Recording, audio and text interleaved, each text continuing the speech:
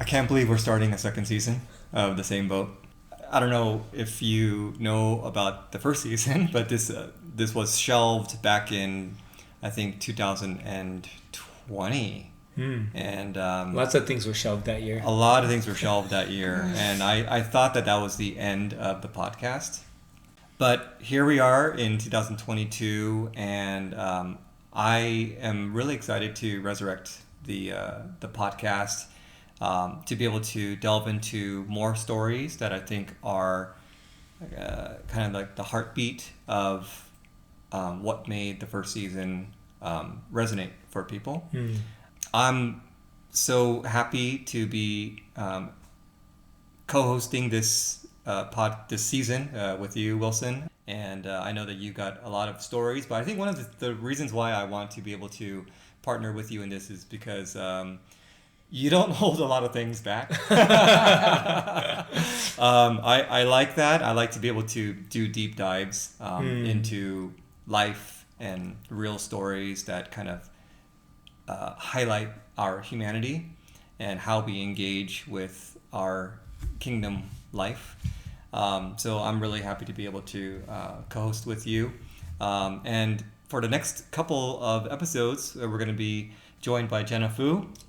And we especially are excited to think about this particular series set or episode set because we're going to be talking about English ministry experience.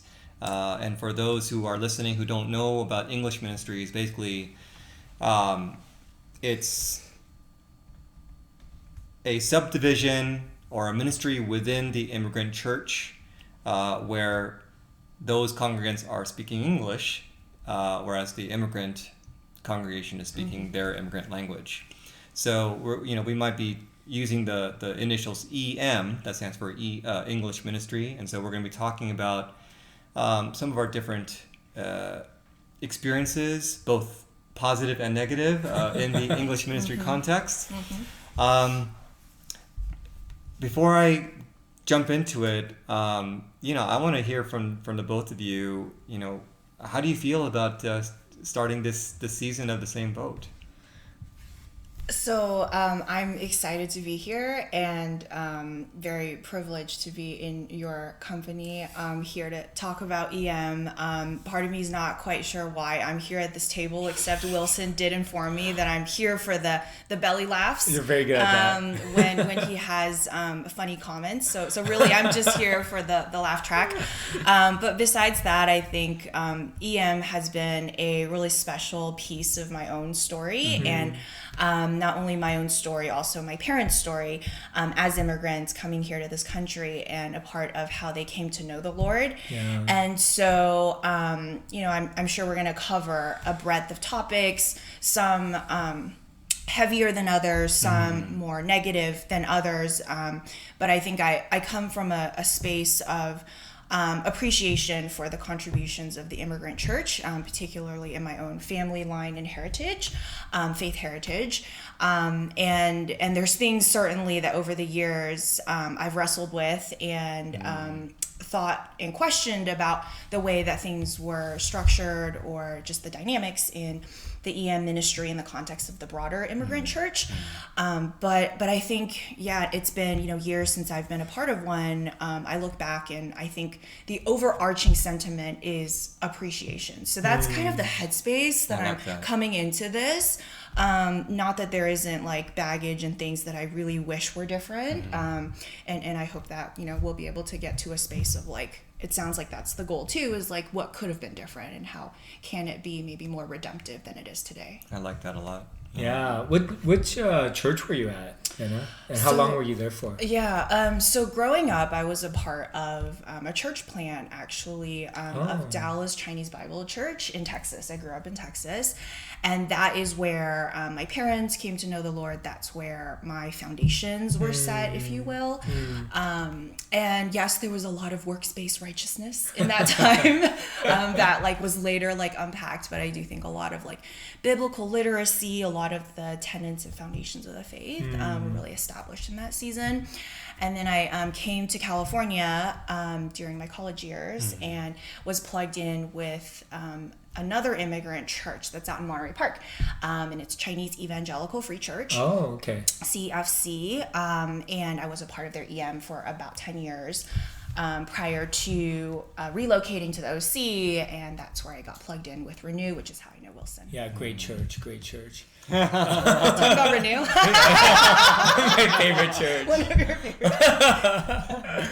Yeah, about that church. No, thanks so much for inviting me on To Same Boat, because I've been a fan and a listener, and really like your ministry has impacted Renew way before you committed your family to our church.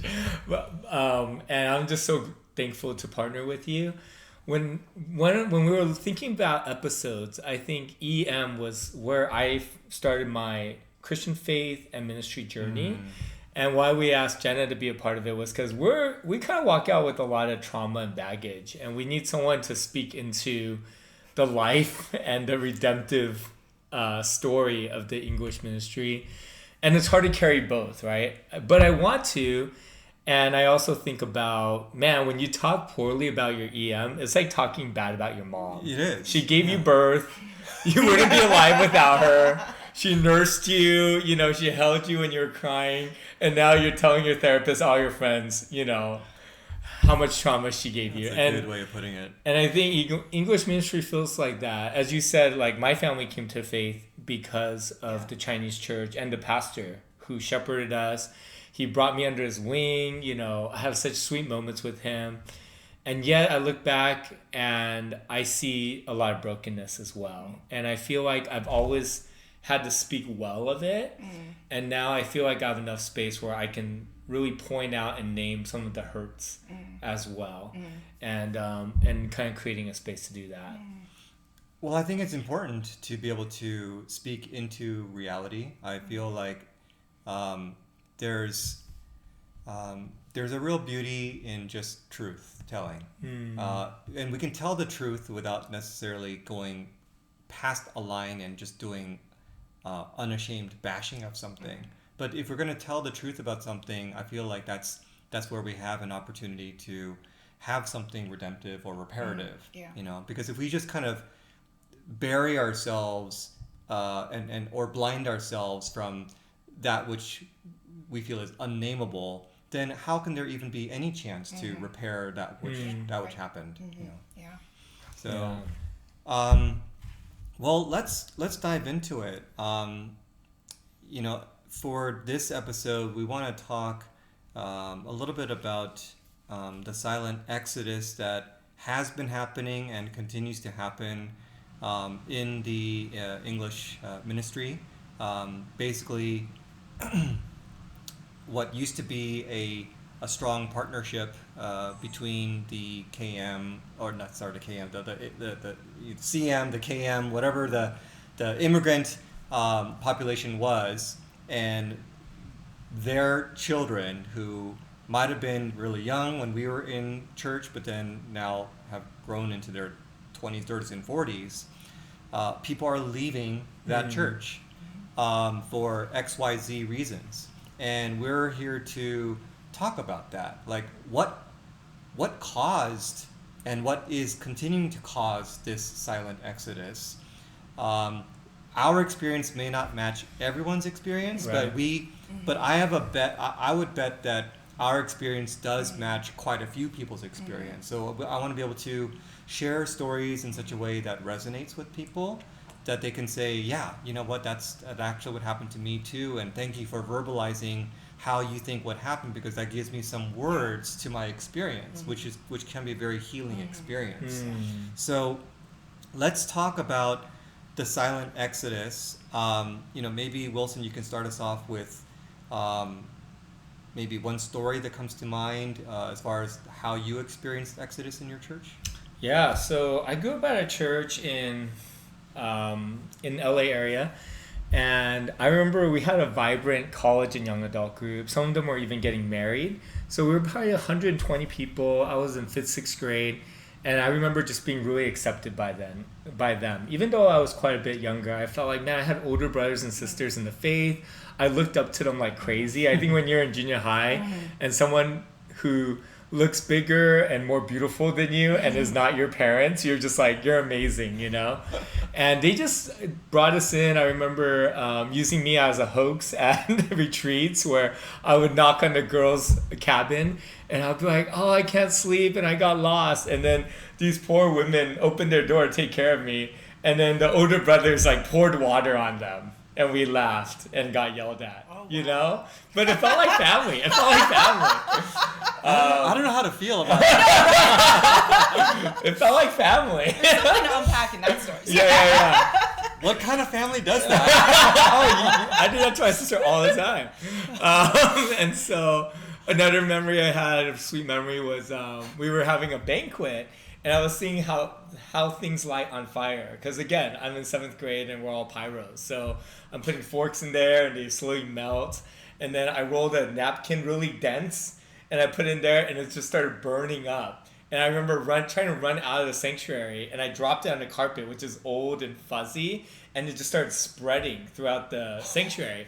And all my older brothers and sisters in Christ came around and stomped out that fire. Oh my God. There was like a burn mark in the carpet. And I just remember I have people who care about me. Wait. Aren't you mixing those two stories up? Like, it's the second story where they should throw the water onto the fire. And the first story where they should be stomping on me and telling me not to be immature and waking up the girls. You're right. Yeah. Very good. And then I remember another Sunday, I walk into the trailer behind the sanctuary where we always met. We have a full band, a pastor, and usually, again, 120 people in there, and I'm the youngest. And all of a sudden, I walk in, and all these older brothers and sisters that I felt cared for and was a big family, they were gone. And I thought, man, am I at the wrong church? Did they have a retreat without letting the junior hires know? And we just sat in this empty trailer for 5 minutes, 10 minutes, 20 minutes. No one walks on stage. No one leads worship. No one MCs. I remember my friend Daniel, who's just like a year or two older than me, walks up and leads This Little Light of Mine. And then we are like, no pastor. So we just got ghosted so hard. And I remember going back to my parents and I'm like, what happened? And basically our whole EM, college and up, just disappeared from our church. They had some disagreement with the lead pastor. I was so young, I didn't understand what was going on. All I knew was we had to start from ground zero as youth kids. And we did, and I think some of the good parts about being orphaned is like you swim or you sink.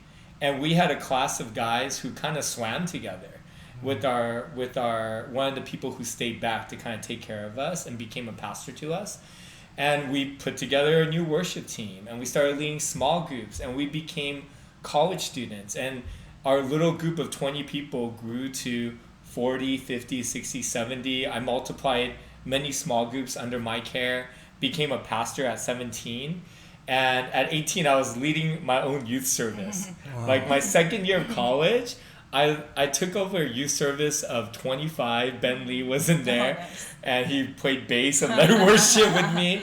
And then it grew to 80 by my third year of college. But do you want a third-year college student leading a junior high and high school service, preaching every Sunday?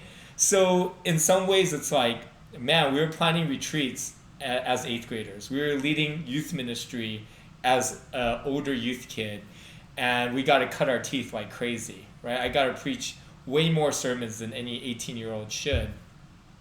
But also we lacked supervision and structure. We lacked mentors. And now we're 28. Are we 28? I think we are 25. And we start feeling the same rub that the 25-year-olds felt when I was a youth minister, a youth kid. Yeah. We felt like we had no voice. We felt like the Chinese culture was superimposed on us. No one could see a future there. You know, it's like we were 25-year-old in the workforce. We were treated as adults. We had a say in our companies. But at church, we might as well be sixth graders. We had no voice, and we just felt like we were ran over and over again. And so at a certain point, my friends all of them said, we're gonna leave. And do you want to like start a church with us? And these are my groomsmen. These are sisters that I grew up with, and they're my closest friends. And a few months ago, we're still at Palm Springs hanging out, and this is like 20 years later.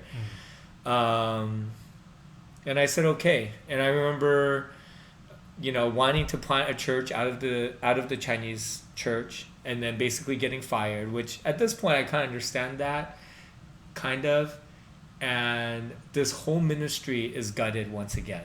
Once again, the junior hires, some of the high schoolers walk in, and the worship team's down to one guitar. They're looking for a new pastor. A lot of the mentors are out, and it's this whole full circle of that ministry, and it's just like really sad. It's really sad to see that, but I don't think we're the only ministry that goes through that cycle over and over again. Okay, so I want to go backwards a little bit to the time where you were a kid and no one shows up, and then there's that one dude who comes on and sings This La La of Mine. So did you ever get clarity on like why the college and up congregation just up and left? Like was it a one-time blow up and they say we're out, or was it a build up towards the exodus? Like, do you have any idea what happened? Yeah, I think I was unclear. One of the reasons was because they wanted to change the name instead of United Christian Chinese Church to United Christian Church, and take out the Chinese, because they were hoping to reach a broader audience. And then I think us being in the trailer was very visual to our priority in this larger church. The Chinese service had this beautiful sanctuary. The kids had many classrooms. We were the leftovers. And we were in a trailer. And so I think that there was just kind of those same issues that would build up, and then people would give up and leave as a large group, or one at a time. Well, I don't know. Do you have any thoughts on that? Yeah, I mean, that's crazy. First, I don't know. Like, I personally didn't experience it, but just hearing you explain it, like, man, that's tough. Like, to witness those cycles, and to even just maybe feel like powerless to know what to do in the face of like a church that you love and appreciate and know has a heritage in your spiritual faith journey, and like wanting to invest in it, but also knowing that something's unhealthy going on, and the dynamics just not working out. So that I feel like is just really tough. I guess my question is, I mean, I think a little bit about the context of like the Asian American immigrant church, and in some ways, like in my head, I feel like EM almost captures the experience of just being like a part of a third culture, and sort of straddling like being American but also holding on to like immigrant roots. Like that cultural experience is like there, and the tension of those two experiences is there. And so it's almost like what plays out in the EM ministry is kind of what plays out just in like the dynamics of regular family even. True.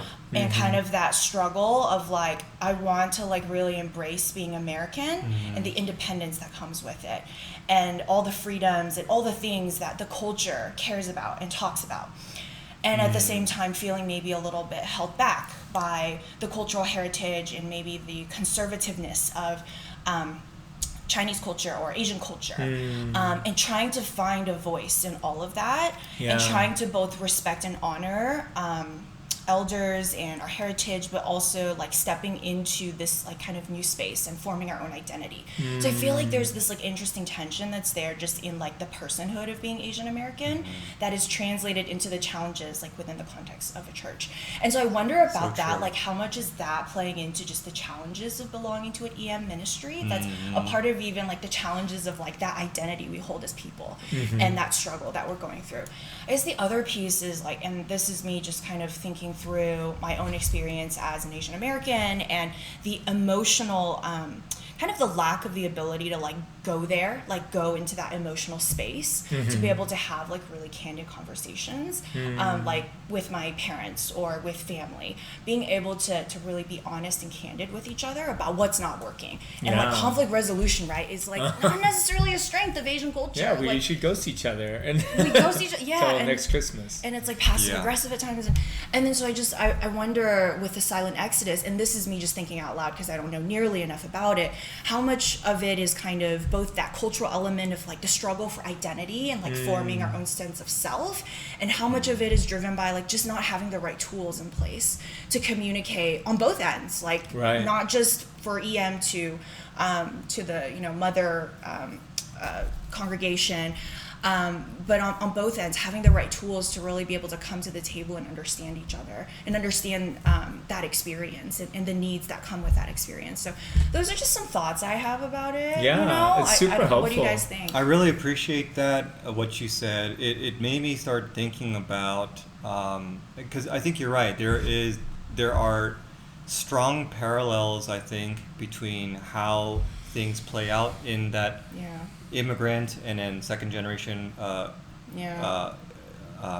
relationship. It reminds me of like immigrant parents who say to their son or daughter, you must marry Chinese, you must marry Indian, right, you must marry Vietnamese, because staying purebred, staying within your ethnicity is so important to the immigrant. Like they came to this country, but we need to hang on to our motherland or our roots for with all of our strength. Whereas the one who's now born here and acculturated says, I appreciate my roots, but I'm also kind of American too. I'm also kind of Western, and I want to see what else is out there. I'm in love with this dude. I'm in love with this woman, and she's not Chinese. She's not Thai, and that's going to cause a lot of friction. And so I'm guessing with the should we call it United Chinese or just United Christian, the ones who want to make it Chinese, is that the immigrant church? Yeah. Okay. So for them, I wonder if there's like a sense of desperation or threat. If we don't stay Chinese, then what are we? Right? If we allow outsiders, into our club, then maybe they perceive a threat that those who are in the EM say, what threat? What are you talking about? This is like the gospel. This is about us reaching the ends of the earth. But maybe the immigrant church completely feels like panic or fear.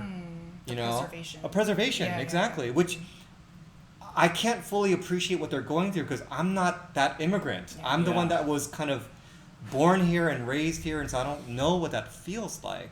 But I could see how they can play out into this terrible conflict where, like, you don't see what I'm talking about. You know? Yeah. I think one thing I enjoyed about what you shared, Jenna, is like somehow there is this like solving family well will solve, if possible, like EMCM. And kind of solving that, it's like a similar puzzle. It is. And I think the part about the EM side is like, you can't choose your family, but you can choose your church, Right. So there's a sense of like, okay, I'm going to work this out with my mom. Like, I come home and I'm immediately having to regress to 6th grade again. I have to sleep at a certain time. I have to put on a jacket. I have to drink warm water, and I can't have ice cubes or I'll get a lecture, right? So there's that lane we reside in at home, a lot of people. But it's like, at church, it's like, how long do I want to walk this lane for? At home, I'm willing to walk it forever, but I think at church, people kind of feel like, I'd rather find something that fits me. And not only fits me, but they might even go a step further and say, like, I plant my gospel flag into this. This is about the kingdom. This is about the gospel. I want to, I don't want to taint it with, cultural practices that have nothing to do with the gospel. You immigrants are being the ones who are, not being true to the gospel, that sort of thing. And so they'll probably they'll take it very personally, I think. Yeah. So you started to talk about the second Exodus and everything. Do you feel like the second Exodus that you experienced was somewhat similar to the first one? Yeah, so I think there were similarities. We fought a lot with the Chinese and especially our lead pastors, really our lead pastor. The elders often would come alongside of us. Most of them were like my friends' dads, and so they want their kids at church, and they're like, what does it take for you guys to stay? So I think we had a listening ear from them. But our Chinese pastor, I understand why it's hard for him. Like, he's 30 years older than me. He grew a really successful Chinese ministry. And now I'm telling him to trust like a 25-year-old kid, younger than his youngest child, with this ministry. And I'm saying, would you trust me more than yourself? Right? That's what I'm asking. Would you trust our leadership team more than yourself? Like, we know better. That's hard to say to an Asian man who's been successful and a pastor. It's hard to say that to them. I don't know if I'll receive it well at that point, maybe. So I'm kind of thinking about that. But a lot of why we left was because we just felt like we had no voice. We felt like the things we were being asked to do pulled against us actually being effective and productive. We felt like we couldn't become adults in this church. So when you say we had no voice, are you saying that you tried to speak up and then it got shot down, or did you feel like maybe I shouldn't even bring it up in the first place? No, we brought it up a lot. Okay. And one time we even cornered our lead pastor with like all the elders who were supporting us being a church plant, and we had like a 5-year like proposal written out on how we could get there. And after being cornered and like everyone saying they agreed to it, he finally like rolled over like, okay, like let's try it, But then the next day he's like, oh, I just said that because I was cornered. No way. I mean, he didn't say that, but he acted that way, It was like, it didn't even happen. He was probably pretty upset with us for cornering him, which I can understand. So that means that his perspective was, you guys, you operate your ministry, but I'm going to be calling the main shots? Is that what the expectation was? Yeah, so he always had the trump card, okay, and it was always used. It was used in every occasion. I see. Yeah. So like maybe one example was he was really into these Chinese announcement videos about the Chinese service. And it's like 10 minutes long, right? So we had to play that at our service. It made no sense. Like, first it's in Chinese. So I'm doing like a terrible, like old school karate dub over it, as the person speaking Chinese, I'm like speaking English into a mic, and it's all about their service. It's totally irrelevant to us, and it's 10 minutes, and it's kind of like, everyone put on your blinders and earmuffs to get past this. Hold your friend, tell them it's gonna be okay, and then let's move on to something that makes sense to us. That's weird. Yeah. Like, am I missing something? Does that sound normal to you guys? Like having a commercial? Did you have to do anything like that? Like a commercial for Did you felt like kind of stepped on? I don't know about. I mean, I guess I'm thinking about the way that the leadership team was structured at the church that I was at. Because it sounds like for your church experience, that head pastor had a lot of power. Like, even if the elders were sort of like willing to hear you guys out, like at the end of the day, it didn't matter. The buck stops here. Like, he's the guy who makes the final call.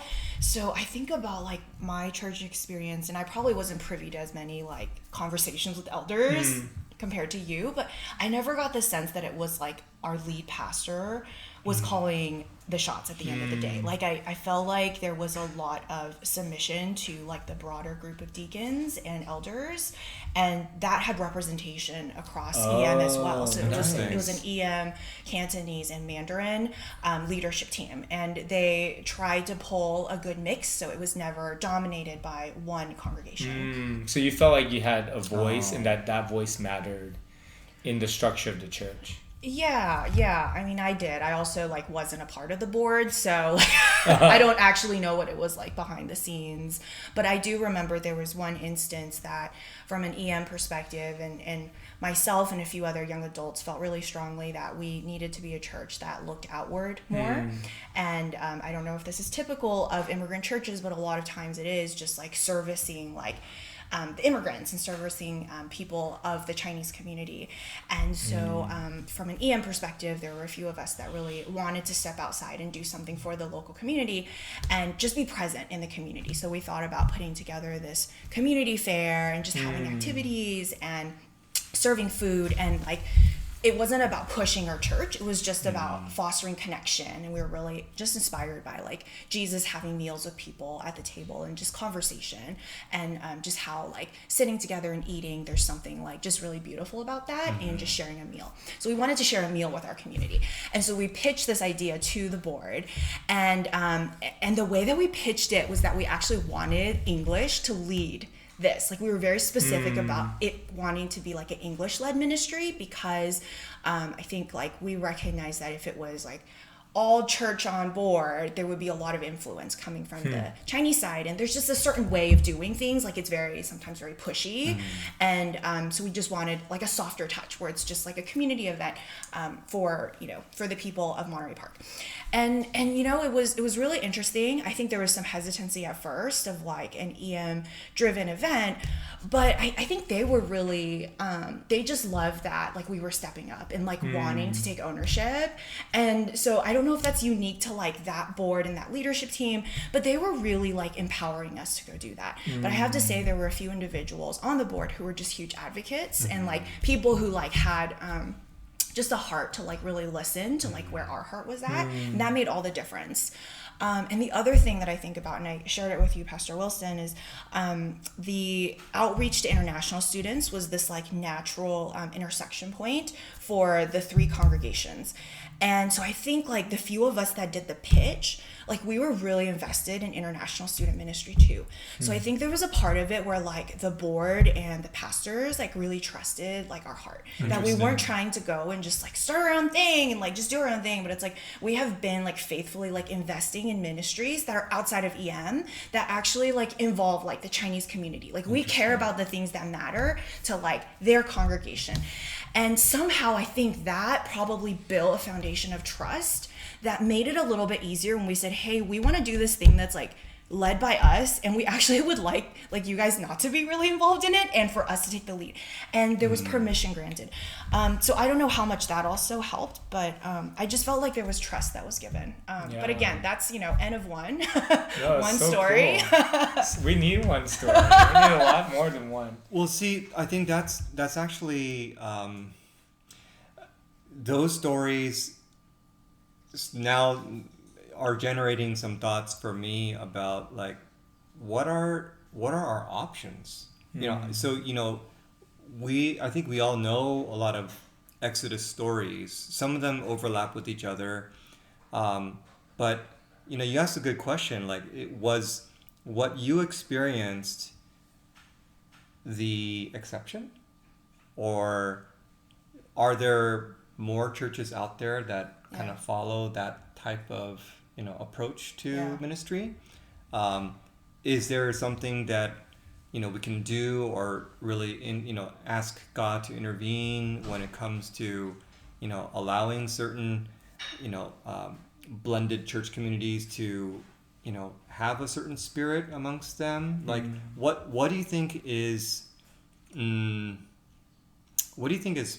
possible as far as adjustments that we can make, whether it's from the EM side or things that maybe the immigrant church, given the right spokesperson to tell them, what are things that they can adjust that could make this work?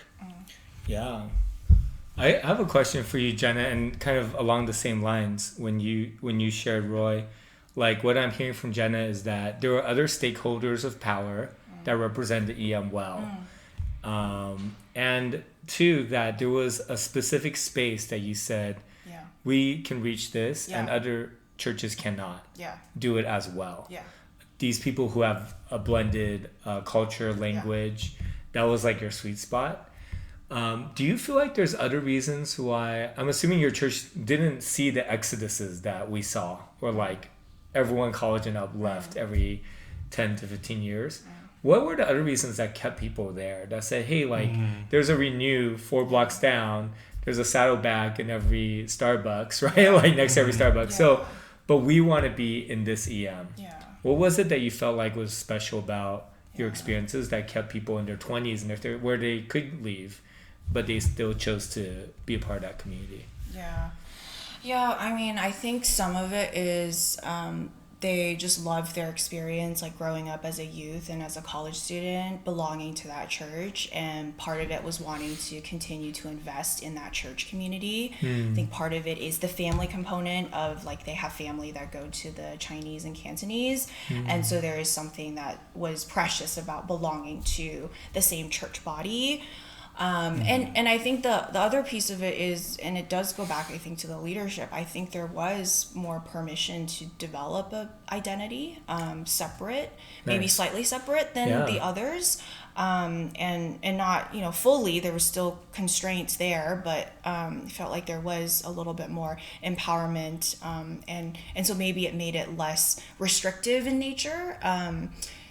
And so I think maybe that was some of the things that I've heard from people who have stayed even until, and this is the other thing that's really unique is in the EM, there's people who are like in their 50s and like 60s, like who are second generation, like who like speak English, are very acculturated. And so I think having even just like people of that sort of life stage who are very Americanized, very much understand the cultural context, like it brought a different sense where it wasn't like the entire congregation felt like we were just kids. We weren't just like of the generation that are the kids of like the other two congregations. There was more identity and maybe even like, I don't know, in a Chinese context, maybe it's more like stature that comes with even having individuals. You had some doctors. We had a few doctors, yes. Yeah, people under 60. Some lawyers. There's some lawyers. People, some grandparents in our midst, and like that kind of maybe helped a little bit. It's nice when people in their 60s aren't treated as kids, right? Sometimes they are, yeah. In general, that's good.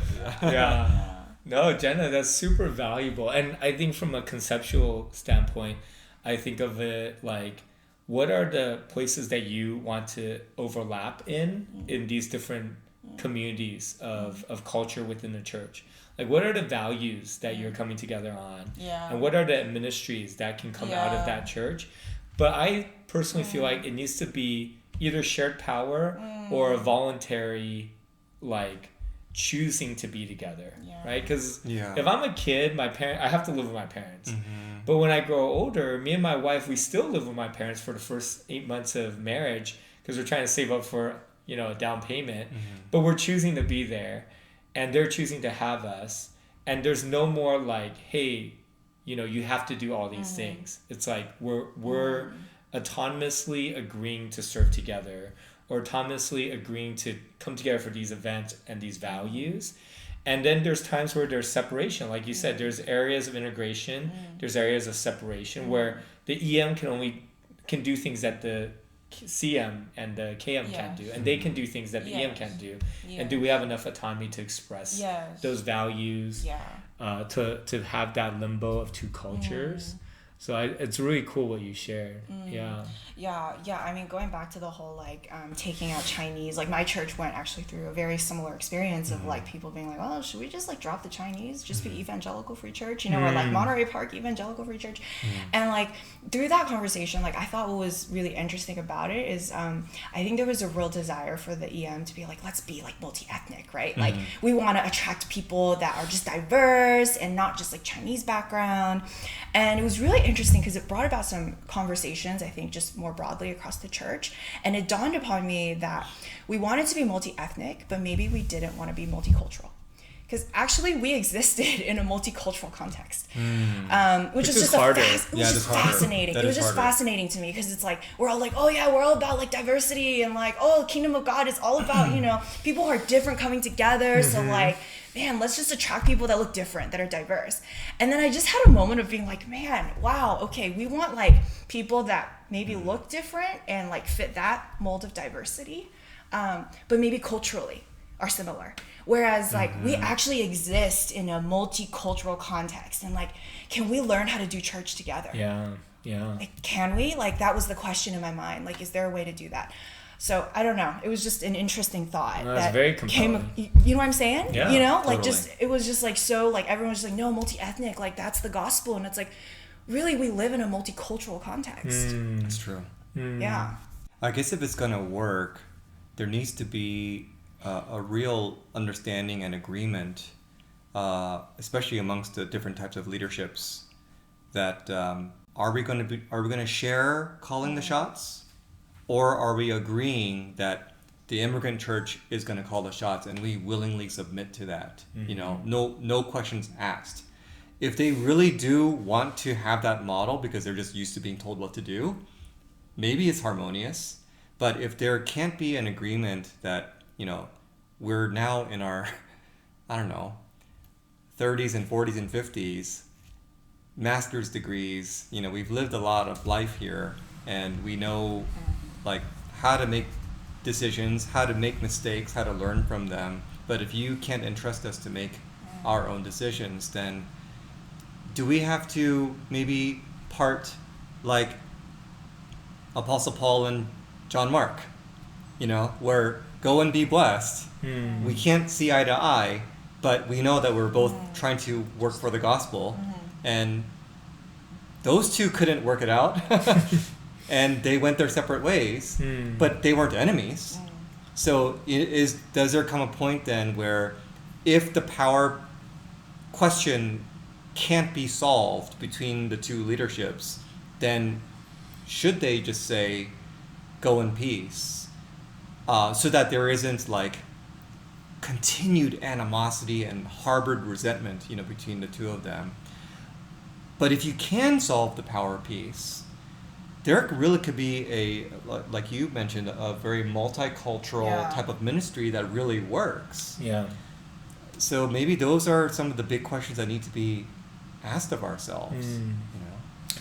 I think the go in peace is like a total like it feels like fantasy to me, because I think a church that has power and control issues and won't let you choose like not to attend a prayer meeting will totally not then release a bunch of power to say, you know, go in peace. Like that's a larger release of power than giving you space.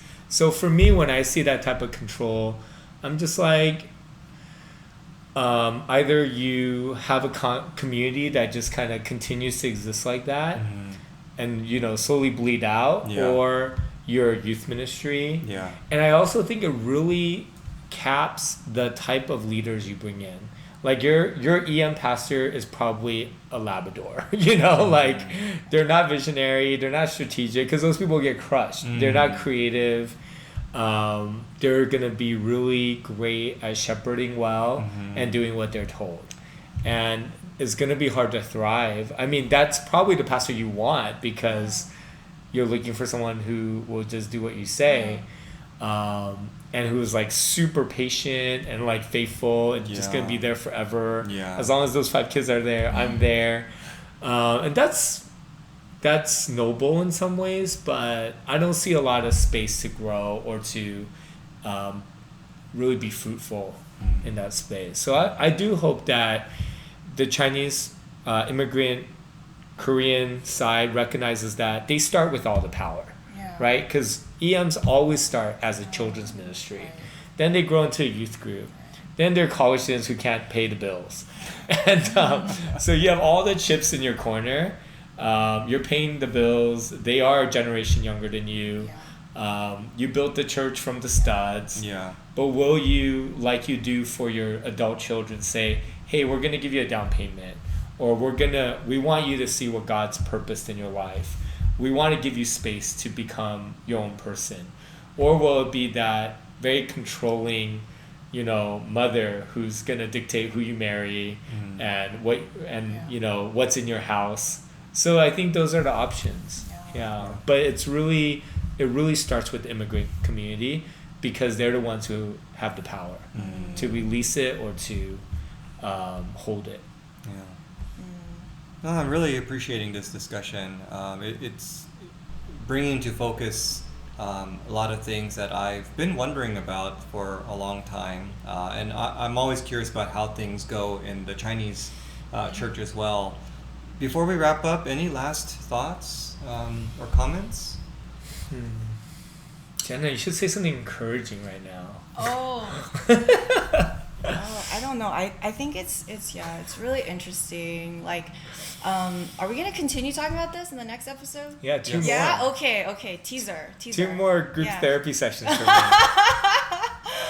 Yeah, no, I think it's really interesting. Like, I do really feel like there's a very special place for immigrant churches, but I totally hear you on the power dynamics and all of that, and like, it just makes me wonder, like, are like people in that congregation like talking about this? Like, are they having their own, Chinese chat podcast right now? Talking about like, man, leaving. How do we fix this? How do we change? Like, do they talk about this? Like, how do they process it? You know what I'm Those saying? little insolent kids. Yeah. Like, what's their deal? We gave them birth. We nursed them. We paid rent for How them. do they betray us like this? Yeah, is that how they think about it, or like are they scratching their head thinking like, how can we build a bridge? You know what I'm saying? That's the thought that I have. Are there people out there who like want to build a bridge? Because I feel like we want to build a bridge. That's the empathy right here, right? To be trying to think about what the other side is thinking. Oh my goodness. Yeah, that's So good. good. Yeah, we will be talking about this in future episodes. So stay tuned. So glad that our listeners could join in into this discussion. And yeah, I hope that something resonated. And if there's any questions or comments that listeners want to submit to us as a podcast, you can submit them to thesameboatpodcast, or I think it's thesameboatpod@gmail.com. But until then, so glad that you could join us on this episode, and we'll see you next time.